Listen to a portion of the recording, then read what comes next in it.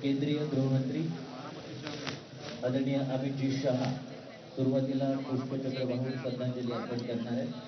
अमित शाह मंच पर आ रहे हैं।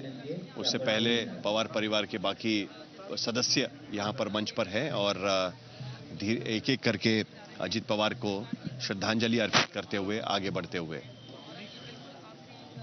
पूरे परिवार के लिए दरअसल एक झटका है, क्योंकि पवार परिवार से बहुत ही गिने चुने लोग राजनीति में है और जो हैं वो इस उच्च पद पर पहुंचे हुए हैं। शरद पवार थे, सुप्रिया सुले हैं, अजित पवार है, रोहित पवार एक तरीके से हम कह सकते हैं कि वो राजनीति में है, योगेंद्र पवार उनके दूसरे भाई जिन्होंने अजित पवार के खिलाफ चुनाव लड़ा था वो भी है। लेकिन उसके बावजूद इन सभी से परिवार का नाता काफी जुड़ा हुआ रहा है और ऐसे में अजित पवार जो इतने साल तक अजित पवार के पिता की अजित पवार जब काफी उनकी कम उम्र में थे तब उनके पिता का निधन हुआ था और तभी से लेकर अब तक एक तरीके से पूरे परिवार के साथ में अजित पवार रहे हैं और शरद पवार के घर वो पले बड़े हैं। उनकी शरद पवार की पत्नी प्रतिभा पवार एक तरीके से उनको एक मां का दर्जा अजित पवार दिया करते, तो जाहिर सी बात है कि पूरा परिवार एक तरीके से साथ में रहा है।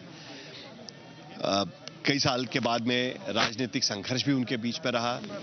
कभी वो संघर्ष सतह पर नहीं आया, कभी सतह के नीचे भी रहा, लेकिन सतह पर वो संघर्ष आने के बाद एक दूसरे के खिलाफ कोर्टबाजी होने के बाद भी, अदालत में जाने के बाद भी आज भी परिवार के धागे उसी तरीके से मजबूत एक दूसरे में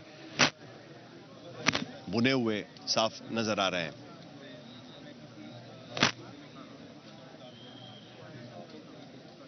गृह मंत्री अमित शाह की तरफ से भी पुष्प चक्र अर्पित किया जाएगा अजित पवार को और ये सम्मान दिया जाएगा।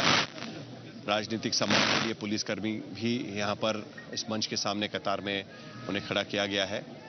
देवेंद्र फडणवीस महाराष्ट्र के मुख्यमंत्री भी अमित शाह के साथ में मंच पर आएंगे और अजित पवार को अंतिम श्रद्धांजलि दी जाएगी।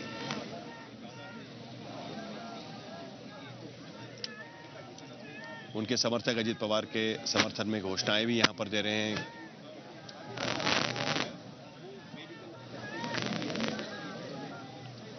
आज सुबह जब काटेवाड़ी उनके पुश्तैनी घर में ये उनका पार्थिव ले जाया गया था, तब भी वहां पर भारी संख्या में लोग वहां पर इकट्ठा हुए थे। काटेवाड़ी में अजित पवार पले बड़े हैं, पूरी स्कूली शिक्षा उन्होंने वहां पर की है और उसके बाद वो कोल्हापुर गए थे अपनी कॉलेज की शिक्षा करने के लिए, लेकिन उसी वक्त उनके पिता की मौत के बाद वो दोबारा बारामती लौटे और उसके बाद से शरद पवार के साथ में उन्होंने अपना राजनीतिक करियर शुरू किया और बारामती लोकसभा क्षेत्र से 1991 में शरद पवार कांग्रेस पार्टी ने उन्हें टिकट दिया था लोकसभा का और वो सीट उन्होंने खाली की थी शरद पवार के लिए, जब शरद पवार को पीवी नरसिम्हा राव के मंत्रिमंडल में रक्षा मंत्री बनाया गया था और उसके बाद एक बार फिर जिस असेंबली कॉन्स्टिट्यूंसी का रिप्रेजेंटेशन शरद पवार किया करते थे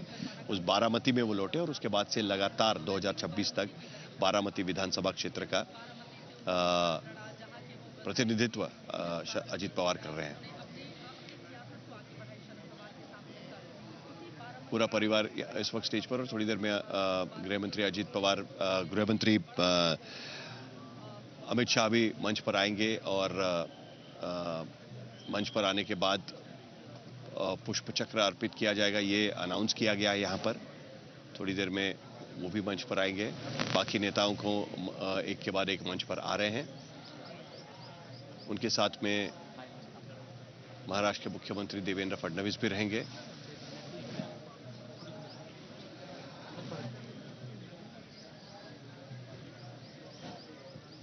एनसीपी, एसपी और एनसीपी के बाकी नेता जिन्हें आज यहां पर लोग एनसीपी परिवार या राष्ट्रवादी परिवार के तौर पर कह रहे हैं, वो भी यहां पर उपस्थित है।